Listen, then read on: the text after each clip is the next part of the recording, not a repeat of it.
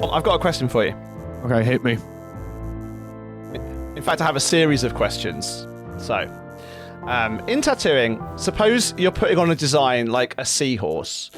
How is the green and the yellow added? What is placed around the black lines and between them? Or is it put directly over the black without regard for the black lines? No, it's put between the black lines. Does blood get in the way? Blood will get in the way unless wiped away. Good. That is the right answer. Samuel Stewart answered that question. From time to time, wipe or blot as you process. The least amount of blood, the better. Different people, some bleed a lot, while others don't bleed at all. This is from Milton Zeiss's lesson number 5. A correspondence course to learn how to tattoo. So let's try the other questions. Okay. Which you had to like fill in and send back to Zeiss to be marked. What is Flash? Flash is pre-designed tattoo designs commonly hung on the wall that customers can choose from. Correct. So Sparrow said, a display design prepared with India ink and appropriate colouring on paper, made for the purpose of enabling client to select what he wants tattooed upon himself. Tick. Question number 2. What ink are you using for drawing the outline? You'd be using black blue Indian ink. Indian ink? Well done. That is the right answer. Specifically Higgins brand, says Sparrow, but India ink, right answer. Number 3. How was the easiest way for you to do shading and blending to get even graduation from dark to light? This is when you're painting Flash. So how do you shade and blend and get gradation from dark to light for Flash? You would slightly water down the pigment that you're using and apply diagonal pressure to the brush to the paper in order to cause spreading. So Sparrow says, with watercolour and brush, with or without pointing up by shaded ink lines, I prefer a combination of the two methods. So I think we'll give you a tick for that as well. Question number 4. Do you use a good brush? Yes, obviously. Tick, correct. What size? Oh, I don't know anything about brushes, so... No. 4, 5 or 6. Camel hair or red sable? Ooh, I'm going to say camel hair.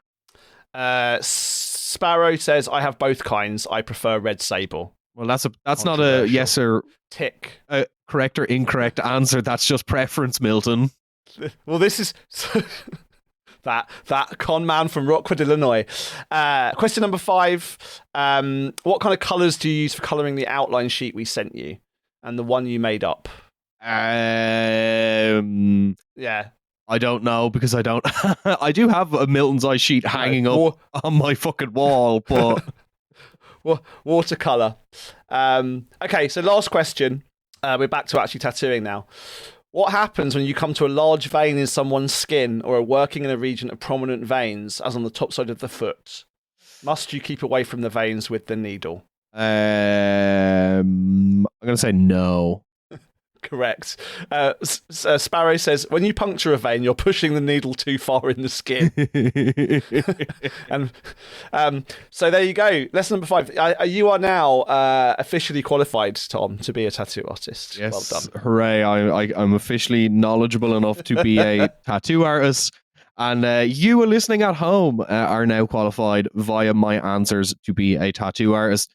You're very welcome to Beneath the Skin, the show about the history of everything told through the history of tattooing. I am one of your hosts, Thomas O'Mahony, and I am joined, as ever, by my esteemed, bespectacled co-host, Dr. Matt Lauder. Hello, Mr. Matthew. How are you? Hello. Don't take tattoo advice from a podcast. If you could probably guess from the title of this episode and our general demeanor, we're talking about a very, very hot button issue in tattooing at the moment today. We're talking about tattoo schools, but before we get into that, it's been like maybe 6 weeks since we actually recorded together, maybe 4. Yeah, well, the last time I recorded with you, you told me there was crackling in the audio, and in that episode people can hear it, and so I spent, no joke, 3 solid weeks, 8 hours a day, reinstalling, trying to fix my computer, fucking around with it, reinstalling from backups. Like, it was an absolute nightmare. It's better now. It's still not 100% fixed. I need a new computer at some point. You got absolutely rinsed in the comments by someone, because the episode was tattooing an AI, and someone said it sounded like you replaced Matt with an AI. But we've had a busy summer, right? We've been putting stuff out on the Patreon, recordings at London Tattoos Convention. As I'll talk about in a minute, that thing we just went through was from the archives of Samuel Stewart, Phil Sparrow, whose archive I went to see in Connecticut. And went through his material. I did a event in Hartford, Connecticut. If any of you are in that part of the United States, there's an incredible exhibition of art by tattooers, including some really interesting late career Ed Hardy stuff at the art gallery on the campus of the University of Hartford. So I was at that. I was then at the Association of Professional Piercers conference, hanging out with friends of the show, Paul King and Jason D'Souza, and recorded an interview with Ryan Willett, a body scarification artist, an old friend of mine, and recorded the talks that I gave. So we've been putting content up, and there's more to come from this summer on the Patreon. Interviews with Duncan X, interviews with Dan Gold and Nicole Lowe, and like video stuff that you did. So we've been we haven't been recording sort of the show proper, but right, we've been we've been your content providers, your humble content providers. I've been to 6 different countries in the past month and a half. Yeah. My books are out in translations. So Painted People is now out in Polish translation, and I've had loads of love from Polish people online. I get lots of tags from Polish people. We should probably do an episode on the history of tattooing in Poland. And my friend who runs the Polish Tattoo Museum might be a good guest for that. And the last book, Tattoos, is now out in French, German, and Spanish. I don't get told about these things. They just come out and people tag me when they're in bookshops. So I'm trying to get hold of copies of those. I don't even have copies myself. But yeah, if you're speaking in those languages and you'd like a version of my stuff in a language that is your own, those are out now. So we've been busy. You've got a new podcast, Tom? Yeah, I have a new show called Bloodwork. It is about the economy of violence and who profits from violence, like people who sell weapons, people who develop new weapons technologies, and even who benefits from violence as a phenomenon. I have some books. Speaking of books, I went to all 3 of the trial days for Makara from Kneecap that were recently held over this summer. And I have a book of my photography coming out from those 3 days, coming out very soon.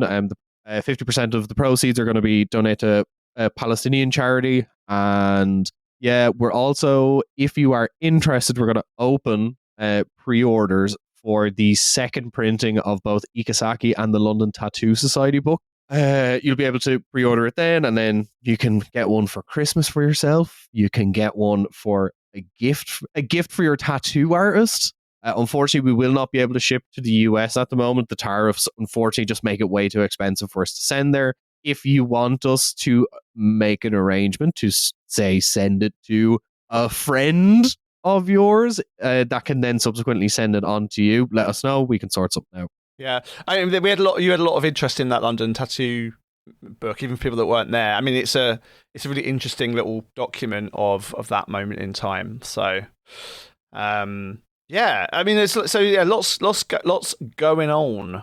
Yeah, from the London Tattoo Convention, we will have episodes coming out of our interview with Cami from the Continuous Portrait Project, who has released an incredible short film of interviewing Helen McDonald, Helen Skullduggery from Belfast, that you should definitely check out on his YouTube. We interviewed Sign Writing Mike, that's Mike Jones from Leeds. We met the most coolest crazy person, Jack, aka Wet Your Jaws, that we interviewed from Newcastle. Amazing interview with him. Like, such an interesting perspective on all kinds of mad things. And we also interviewed. We had a great interview with Dan Gold that you did. It's only about 25 minutes long, but there's some really fun insights about, like, how they used to prank young tattooers back in the day and his like early experiences of tattooing in America. So lots of fun stuff there. Who else? Oh, there's also a brilliant interview that myself and Lizzie from Total Tattoo, we interviewed Perry. Perry got interviewed himself for the first time ever. Yeah, I wasn't there for that, which I'm really excited for. We may also be able to release some of the other interviews that Lizzie did for Total Tattoo magazine, including with Russ Abbott, for example. Yeah, and also she interviewed Leo Bulldog, who told an incredible story about meeting Tony Polito. So that stuff will be available exclusively on our Patreon. So check out the link below. For as little as £5 a month, you get that. You get old tapes that I've been digitizing and stuff like that. So yeah, check it out. Anyway, all anyone's been talking about, and this is why we're doing this episode and why we started off talking about Zeiss, is all people were talking about at the convention was tattoo schools. It was like every interview we did, sort of, it came back to this issue organically. We weren't forcing it as a topic. Every chat I had in the bar, every chat I had standing AI and tattoo schools. When I was watching the judging, yeah, AI and tattoo schools were like is the real constant buzz.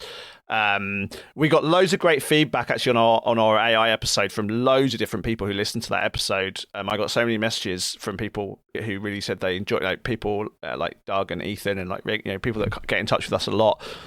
Shout out you guys, but we got a lot of chat on that, and so we figured we'd also then do an episode on tattoo schools, because I think, as always, I think the concerns are real, and we're not tattoo artists, so our perspective on this is always slightly outside of it.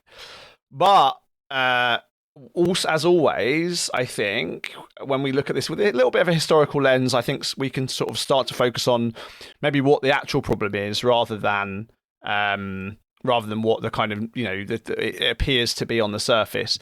And also, I've been getting messages from people who are interested in trying to do something about it, this problem, if it is a problem. I think it is a problem. Let's get that up front. But there's also kind of clearly some energy, or some desire for some energy, and we know that some people have already started trying to do things on their own as solutions, which is also causing issues. So we're not going to call anyone out or get involved in any of the drama. I just want to talk about the history of tattoo schools and tattoo education and some of the issues, and put them into a bit of a broader context, because on the basis of it, the problem cannot simply be teaching people how to tattoo, because that's been going on for a long time. So for a bit of context of what has happened in 2025 that has made this conversation come to the forefront of people's minds, is there are, and we're only going to talk about in the UK, or at least I am only going to talk about it as it exists in the UK. There has been several big tattoo artists on social media, predominantly kind of TikTok, less so Instagram Reels, who have been bigging up themselves and these courses that they're providing, where you can learn how to tattoo in 2 weeks. It costs a couple of grand, and we have seen these like over kind of, I think, the past 3 years as the industry. And I know people don't like when I call it an industry, but when the schools come along, it is an industry. Essentially, there has been more and more people who've become interested in becoming tattoo artists. So then these schools have kind of like met that need, because there is a limited amount of apprenticeships going around, and also the kind of financial situation a lot of people find themselves in after COVID. The idea of doing a year or two long apprenticeship while not necessarily earning a huge amount of money is a kind of a big trade-off for them. So these schools are kind of an opportunity for the people who do them. or people who attend them, I suppose, of an idealistic way of learning how to tattoo and becoming a tattoo artist. Problem is one person, and you're probably going to be able to guess who I'm talking about. I can't say his name because I don't want to get sued. But he talks about his Lamborghini and all of the students and like all of the flash gear he's wearing. And what these schools boil down to is it's a 2-week crash course where you're not really learning anything that you're going to absorb. You're kind of just like bashed over the head with information and then set out into the world. And we've seen photos of the tattoos that I suppose you could call them graduates of these schools are putting out into the world, and they're not good. And this is not necessarily the fault of the people attending these schools. And that's what I really want to press on, is that like the people who attend these schools don't know any better. And that the worst thing in the world, but the tattoos are bad. And what we don't want is more dangerous tattooing and bad tattooing in the world. And unfortunately, the people who are to blame are the people who are at the top, who are publicizing and promoting these schools and running them and profiting off them and exploiting the people who come to them. But our job here at Beneath the Skin, I suppose Beneath the Skin HQ, is to provide context for a lot of the things that we see around us today. And tattoo schools really exist within like a historical context and a historical continuity. So I'm going to throw it back over to Matt, and we're going to talk about where did they come from? Yeah.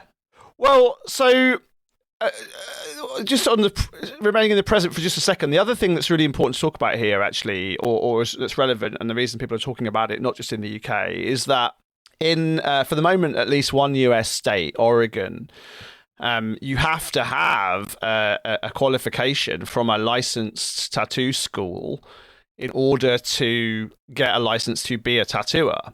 So in Oregon now, I'm just going to count 1, 2, 3, 4, 5, 6, 7, 8, 9, 10, 11, 12, 13, 14, 15, 16, 17, 18, 19, 20, 21, 22, 23, 24, 25, 6, 27, 28, 29, 30, 31, 32, 33, 34, 35, 36, 8, 9. There's like 39, 40 listed on the Oregon government website, tattoo schools, because to get a license to run a professional tattoo studio in Oregon, you have to have a qualification from a tattoo school. So this is like a live issue. There's also been so when we talk about tattoo schools in this context, we mean, like as Tom said, like kind of offered a short course teaching people basically how to put ink in skin. There's also kind of an interesting parallel thing happening, which there's an example in the UK that I've been involved with a little bit, along with Alex Binney, at Canterbury Christ Church University. They're running basically a body art pathway of their fine art degree, which doesn't teach people how to tattoo. It does not involve any actual training on putting ink in skin, but is meant to be a kind of contextual training on because they basically realized that lots of fine art students were doing all of their project work about tattooing and body art, but without any actual training or information on the history or the specific media or the ethics or anything else, around professional being a professional body artist. And there's apparently another university in the UK looking at something similar. I haven't heard about that directly, but someone told me about it. And then there's also an example in the US, which Margot Mifflin, who's been on the show, has been involved with, along with some tattoo. So these aren't tattoo schools in that they're not teaching me how to tattoo, but they're kind of acknowledging, like you said, Tom, there's a kind of desire for information, and in some respects, this podcast is part of that too. And so let's look at like the history of this. I mean, I it's hard to say exactly like how old this is. I mean, and really what we mean by tattoo schools, but selling how to tattoo kits and how to tattoo guidebooks was a side hustle for the very, very earliest tattooers.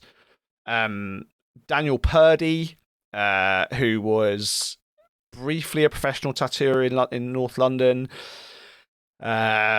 cited incorrectly actually in Burchett's Memoirs of a Tattooist as the first tattooer in England. Not the case. Read my book for more details on him. But Purdy was selling, in the 1890s, how to tattoo kits and guides. Some of the traveling tattooers in the late 19th century, including Frank de Burgh, were selling tattoo machines. and how-to guides. Burchett, right up into the 50s, was selling how-to tattoo guides. Zeiss, that example we quoted from, was also was really mass manufactured this. We talked about him a lot on our History of Flash episode, and explicitly sold as a way to make a career. You didn't have to know how to draw. The Flash was able to enable you to get over the hurdle of drawing, and tattooing was explicitly sold in the pages of Billboard magazine and others as a way to make money. I found some early adverts specifically for tattoo schools. Here's a good one. This is from the Philadelphia Inquirer in 1930. Learn to remove tattoo marks, no knife or needle used. Tattoo School, 3714 North Broadway in Philadelphia, right? So this is not new. I mean, I've got some other examples more recently than that I want to talk about in a minute, but the whole idea of like teaching other people to tattoo has been a way that tattooers have been making money since there have been professional tattooers, right? As soon as it was a profession, so to speak. And this is what I wanted to jump in and talk about is people will talk about, there is obviously multiple pathways to becoming a professional tattoo artist, but the question arises of like, well, what happened before tattooing was a professional, trade you could apply? And I think the word trade is probably the best way to look at it in this like pre-professionalization. This was a social role that was occupied by someone who was skilled at it, in the same way that like there were social trades that existed within communities that didn't have professionals to fill them. So that knowledge was passed down in the same way that like craftsmanship is passed down when it fills a social function, is that it is handed from someone who is very skilled down to someone who is lesser skilled but is like going to fill that role as well. So it's kind of like hand to mouth rather than education. When industries or I suppose social positions become professionalized, education closes that gap between amateurism and professionalism. And that's what these schools do. Right. And the whole sort of birth of the professions in general, right, comes out of a moment where societies, people are able to specialize and have things that specialize. I was really struck by an article that I found researching this episode from 1961 in Wisconsin. So 1960s, and this becomes maybe the next thing we'll talk about, right? In the 1960s, as tattooing was getting more popular, series of attempted or enacted bans on tattooing, most famously in New York City, but other places in the US as well. There was the Tattooing of Minors Act in the UK in 1969, which was a sort of compromise.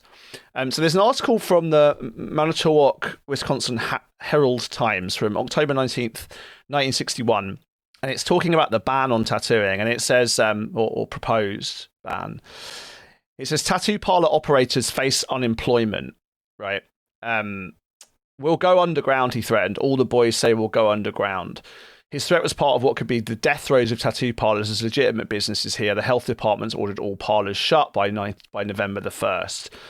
And as part of that article, this is why it came up, it quotes a lawyer who says, tattooing is a small industry. The department says the city's 6 full-time and 3 part-time parlors do about 10,000 tattoos a year. So there's only 6 tattooers in the town now. And then it says there's no formal association of businesses and the business requires no certificate. Skill is passed down from one to another. There is no real tattoo school in the city. So basically this lawyer's saying, this is a real business, but it's informal. Nevertheless, it's a big economic driver. And then there's this kind of back and forward about, dirty needles and hepatitis transmission. And, in the UK, there was this similar kind of worry about tattooing children. And so it was sort of acknowledged even as early as the 1960s that the lack of formal training made it difficult for tattooing to, work within the kind of confines of changing standards of public health and stuff in the 1960s. And actually, one of the interesting things here, and we've talked about this on the show before, right, is that this kind of fetishization, if that's not too strong a word, of the kind of olden days of tattooing being super underground, is actually really a story, largely in the kind of anecdotal version of it anyway, a story about the 1970s. And that undergroundness, actually, not being able to get hold of tattoo machines if you weren't already a professional, like not getting your hands broken if you opened a shop. Like, yeah, of course it happened a bit earlier. Like, it's not just a thing of the 70s. But you can see here, like, this guy saying in 1961, if you close us down, we're going to go underground. And actually, that did happen. It happened in New York City, most famously. But the response to stop tattooing being outlawed elsewhere, and this is explicit in the conversations that American and British tattooers are having with each other, right, is that if we don't sort ourselves out, we're going to all be in trouble. And so that cultural shift in tattooing to stop selling tattoo machines, and I've spoke before about my grandmother probably buying a tattoo machine, or my great grandmother probably getting tattooed with a tattoo machine from a toy shop in the early 20th century. You could buy tattoo machines over the counter. They were sold mail order in the US. Like, it wasn't super, but it wasn't hard to get tattooing equipment if you wanted to get hold of it.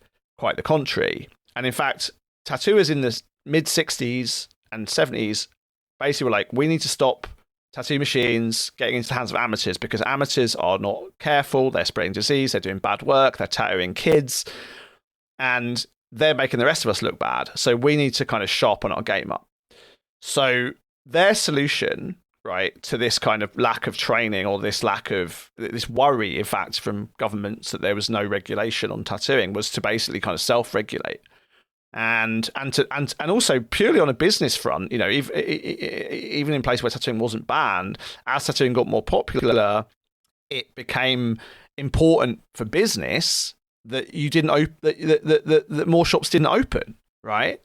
A lot of that kind of, we'll break your hand stuff is very, very basic business, really. It's like, we don't want another tattooer here because you're basically stealing our lunch money.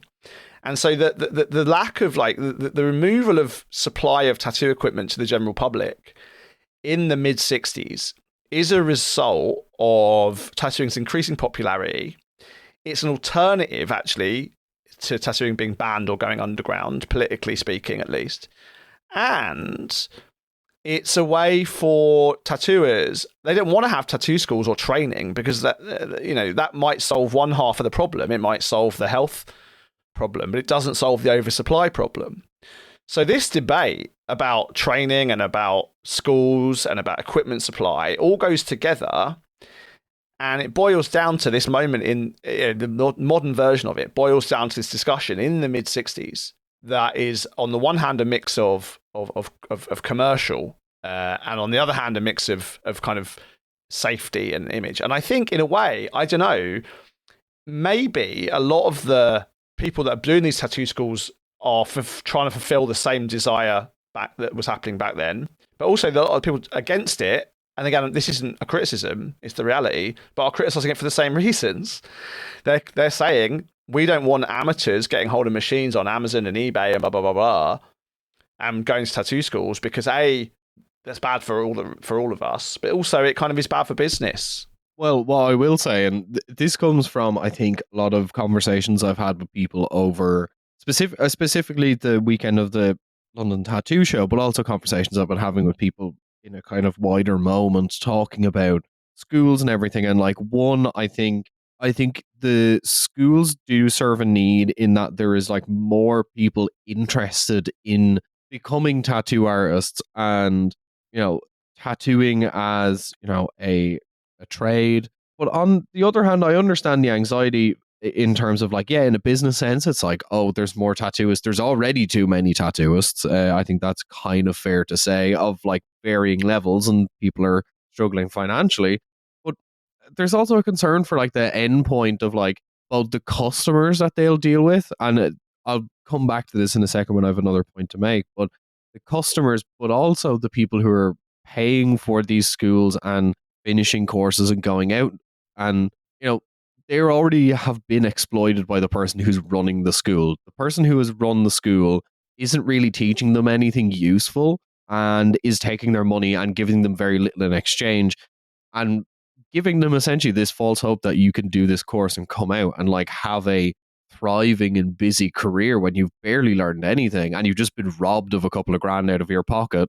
I think it comes back to we spoke about it when Lizzie interviewed us, is that like I think and it's similarly to like the AI episode, is that like tattooing and the passing of tattooing from one generation to another is this kind of both semantic and semiotic and artistic conversation with the past. And like these tattoo schools are like, yeah, they can teach you how to hold a tattoo machine and put the pigment in the skin, which some people will argue that's the only thing that really matters. All of this other bullshit doesn't really matter. Stuff that we talk about doesn't matter. This podcast doesn't matter. A lot of the stuff that we care about doesn't matter, which, I think there's merit to that in and of itself. But it's that breaking with the past of like, and the exploitation of the people who are paying for them is my issue with it. Yeah, I mean, so one of the things that we talked about a lot, and it came up in our conversation with Russ Abbott, for example, and this isn't a quote from him, this is something I said in response, in some sense to him, is in some senses like as you said, the putting of the needle in the skin is the easy bit, right? In some senses. I mean, it's not, obviously, but like what's important is everything else, right? Is like all of the other things, and you can't learn that in a short amount of time. Some of the kind of positive or the boosters of tattoo schools, in the abstract at least, also say that the apprenticeship system is exploitative, and it obviously it can be. Like, we know that there are so many people that had bad apprenticeships that were ripped off, that got exploited, abused. I mean, physically, mentally, financially abused. By the people supposedly training them, taking and some, one of the kind of arguments for tattoo schools, I don't think it's a good one, but one of the arguments for tattoo schools, maybe the best one, is that it's better than it's better than the alternative, right? And I think that what's happening in Oregon is going to be an interesting experiment, because now there is some kind of government oversight. I mean, one of the issues, I was chatting about this to a piercer from Wales at the APP, actually, because there's as of a couple of years ago, there's like now pre-qualification requirements to become a body piercer and tattooer, or get a license, at least in Wales. You have to basically pass a very, very basic hygiene and cross-contamination course in order to be given a license to open a tattoo studio. Before, you could just open a studio, and then if you did stuff wrong, they take the license away, but now you have to qualify. And he said he was, and I went to the meetings when they were proposing that, and lots and lots of tattooers and piercers, even some real old school guys, were like very, very positive about it, because they wanted to sort of stop the scratches, ethically as much as financially, right? So then, of course, it came in, people were moaning that it was expensive, but in some senses, that's the point of the Ticket to Ride, right? But what this guy from Wales was saying, he's like, it's not enforced. So he said, which has always been the problem, because tattooing, has been regulated by various bits of legislation all around the UK for a long time, but the laws haven't been enforced. And this guy was saying, like, he feels really bad that he's done the course and paid the money, but the guy in the shop 2 streets over hasn't done that, and no one gives a fuck. And so it's all well and good having these frameworks for training and these oversight things, but if they're not actually monitored, it's going to be an issue. I mean, I don't know, I think all around the world, I think tattooers are certainly those I've spoken to are agreed that this has been the conversation since for 100 and odd years, like scratches, this idea of hacky amateurs doing bad tattoos is a problem.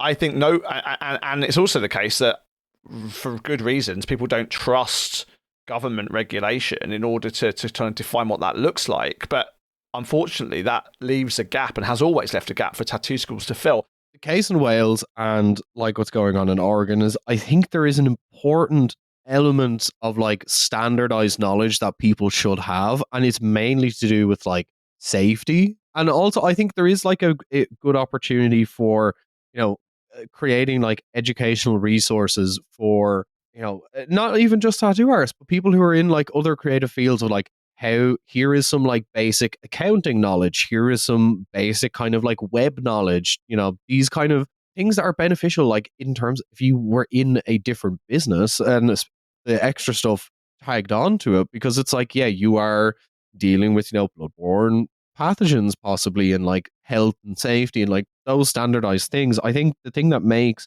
a lot of studios unique from each other is they're all kind of pulling from like different streams of knowledge that has passed down. So like that creates different artists and different shops. It's like they have all, drank from different wells.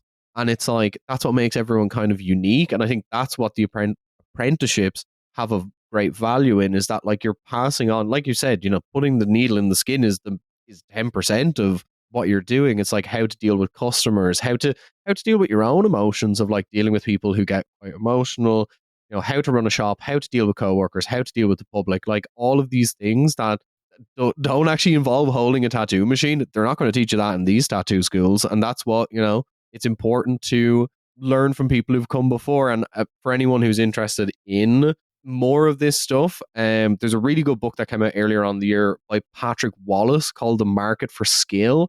It's about the history of apprenticeships and economic growth in early modern England.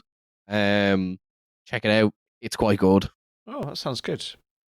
I mean, I've been really kind of interested by what the APP in America have been doing since the early 2000s, because piercing faced the same challenges in the 2000s or 90s, I suppose, in 2000s as tattooing did in the 60s, right? Which was this kind of moral panic and a concern about stuff. And the APP solution to that, again, was to do peer-led learning, and they've been doing and peer authentication or peer accreditation. They're not kind of like training people, but they do provide fora, their conferences for piercers to hang out and learn from each other.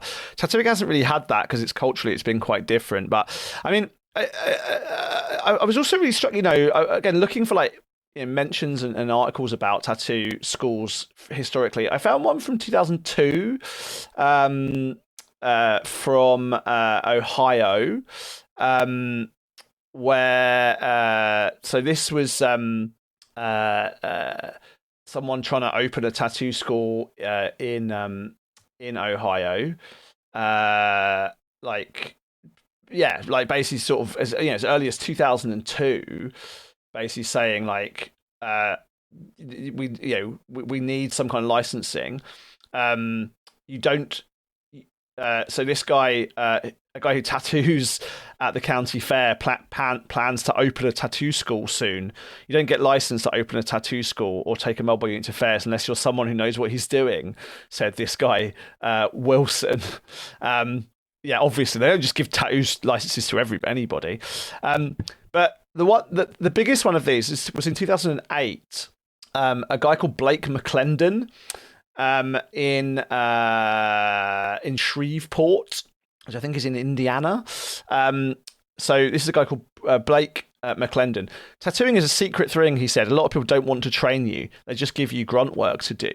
Rather than hunt a professional to teach him the essentials of the craft, McClendon opted to open the world's only tattoo school, which relocated to Shreveport from Michigan last year. Owner Bill Pogue has moved closer. McClendon was among 14 students in the world's only tattoo school's first Shreveport class of tattoo artists. The school also trained 5 students in a 3-day body piercing school. So this is basically in a kind of strip mall in Shreveport, Indiana, linked up to a tattoo shop. Students enroll online and travel to Shreveport for the course. They learn the dangers of bloodborne diseases, how to properly operate and clean equipment, and the dynamics of opening their own business. And so that was like nearly 20 years ago. This one in 2002 as well basically says like it's a. This is the another article about the same school in Shreveport. they all want to learn the ancient art of the tattoo. The school, which trains tattoo artists in 2-week sessions, will host 6 classes of students this year. So they're sort of doing 2 weeks and then 2 weeks and then 2 weeks for a period of a few months. And this is 20 years ago, or nearly 20 years ago, 2008.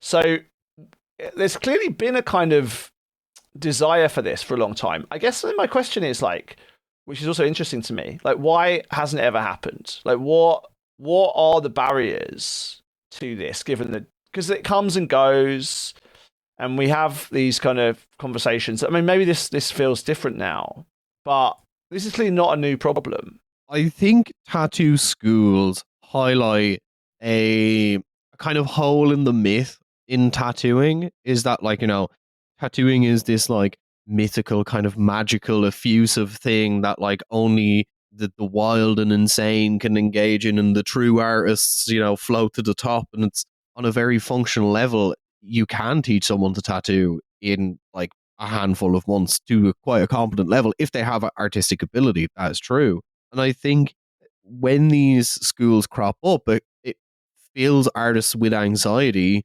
because it's oh, well, what happens if one person goes to one of these tattoo schools and is actually really good, and makes it nullifies the value of the kind of struggle I had to go through to get to the spot that I'm at now. And it creates this question of oh, well, if someone can do it and is good, does this completely replace all the other stuff and devalue the stuff that I have to go through to get to my point? And the reason these schools keep cropping up is because people keep asking that question, because that question will never go away. So I think the best thing we can do is come up with an idea of how these schools can coexist with tattooing in a way that benefits tattooing, both as individual artists, but also as an industry as a whole. Yeah, I mean, I don't know if I 100% agree with the kind of psychodrama of that. But I know what you mean. It's definitely there's definitely some people to whom that applies, I'm sure. My feeling is tattooing is a conservative industry with a small c. For all the reasons, that's one of the reasons it's so brilliant. It's folklore and its images and its techniques are very conserved through time, and that's one of the things that makes it so beautiful and important. And as someone who is an educator, I teach for a living, but I know that you can't teach you can teach facts and you can teach and examine facts, but you can't teach that kind of that emotional connection. And in some senses, sort of trying to boil it down to, I mean, this is I think one of the things that Phil Sparrow found out trying to do Milton Zeiss's course. When he said trying to learn to tattoo from a book is like learning to swim in your living room. It's actually you can tell me what needles to use and what inks to use and stuff, and I can follow that. But you don't become a tattooer until you're a tattooer, and I think where we're at now, I mean, I think there is clearly a situation. Now I have the answer of why it keeps coming back. It's because tattooing is conservative with a small c. There will always be people who will ask that question. It's why can't I do it? Why can't I learn from a school? Why do I have to? It questions the legitimacy of the kind of conservative way of tattooing. It's yes, we're all hippie weirdos covered in paintings, but it's we don't want to let go of the past. We want to do things the way we've always done them. I think it's that, but it's all about the flip side of it, right? Is that in some senses the tattoo school itself cannot work for the same reasons, right? So this one back from we're getting into Hegelian dialectics now. We are a bit, yeah. Actually, we are a bit. This one from 2002. Tattoo school will be a 3.5 to 4 month series of classes. 5 to 6 students in each class, learn the history of tattooing, the meaning of different symbols, first aid, CPR, disposal of hazardous waste. Of course, they'll start tattooing oranges, right? Now, this was $3,500 to $3,800 back in 2002. It's a lot of money then. Even now, that's a lot of money. But I think the reasons these don't proliferate is because they sort of can't work, right, in a way, because they can teach you those kind of tick box things, but they can't teach you to be a tattooer or a tattoo artist because that only comes from time and experience. And yeah, it might give you the bait. And I think what's going to be interesting is maybe this is the conversation around the pre-qualifications in Wales for health, and certainly for the tattoo school qualification stuff in Oregon. I think there probably is a necessary place for very, very basic, training and certification of if it's enforced, of sterilization, of things like that. But actually, but you can't learn that. You can't learn to tattoo. And I think one of the reasons why people have been trying to run tattoo schools for decades and not succeeding is that they don't work, right? Because they functionally don't work. But and it's something that I want to circle back on is, this question around scratchers, and it's the thing that you always say is like that article in 1991 or 2 that said Alex Binney is worse than a scratcher, and then the following year he opens Into You and he's like the new face of tattooing. Is like there is like a qualitative and like institutional thing that comes with like getting the stamp of approval in tattooing, that you have to have done stuff the proper way to get that seal of approval, and then you are kind of like in good standing. And it's funny because a good friend of mine, Adam from the podcast Asset Horizon, said to me, it was like we were having a conversation and I was explaining why like unionization in tattooing doesn't really work. And he was like, no, what tattooing needs is a guild, in the same way that, craftsman guilds existed in previous time. Is like, you want to get your bona fides, there you go. Well, we've had, there's been loads of variations of associations and unions and things, and some of the really great spokespeople for the industry like Lau Hardy have been speaking to government directly and indirectly for a long time, and there's a role for that. I think one of the things that's happening at the moment that's worrying people is that there's a small number of people all around the world in their own local places thinking that they're the solution to the tattoo school problem, either by starting a better one, which probably isn't the right way to go, or to kind of create another kind of in-group out-group thing that they hope will act as a kind of barrier. I think, and this is really born out of conversations with people at APP, I think the solution is peer education. Something Russ Abbott said to us were, he's been criticised. He doesn't run tattoo schools, but he has opinions about tattooing, which are sometimes controversial. But one of the things he said that was really interesting to me was he said he doesn't want to teach people who can't tattoo to tattoo, but he does want to teach people who already tattoo to be better tattooers. And I can name you an endless list of people that I know who are some of the greatest tattooers around at the moment, who had shitty apprenticeships, but became much better tattooers when they began working in shops with people that they could learn from. And the APP has really pioneered this peer learning model for body piercing. It doesn't map exactly onto tattooing, but what I was really struck by when we did the London Tattoo Society meeting anniversary, and actually one of the reasons that was set up in the fucking first place was so that tattooers could meet and hang out and talk to each other. And one of the problems with conventions are amazing, but one of the problems with conventions is it's people are hustling for customers, and B, they're tattooing all the time, so they can't talk to other tattooers other than afterwards in the bar. And what the APP does, it explicitly forbids people from doing any piercing at the convention. And they're quite strict on who gets to attend classes. And, again, they get accused of gatekeeping and things like that. But they basically have a kind of, they have a series of rules. Again, some people think they're too strict. Some people think they're not strict enough, which basically says if you want to be a member of APP, you've got to have all of these different things to be a member, and we're going to kind of say that that's okay. That's what makes you a member. But also, at their events, it basically is like history and technique, and new knowledge and old knowledge, like being shared by old timers and young people, and like it's knowledge sharing. And tattooers do that informally anyway. And I think my sense of like what the solution to a tattoo school problem might be, right, is a kind of basic level certification in hygiene and cross-contamination as they have in Wales right now, maybe specifically tailored to the industries we're talking about. That's the kind of barrier to entry. So you can't even offer a tattoo school unless you're accredited to offer that qualification, because you have to be accredited to offer those, and that would make tattoo schools themselves illegal straight away in the UK if you did that.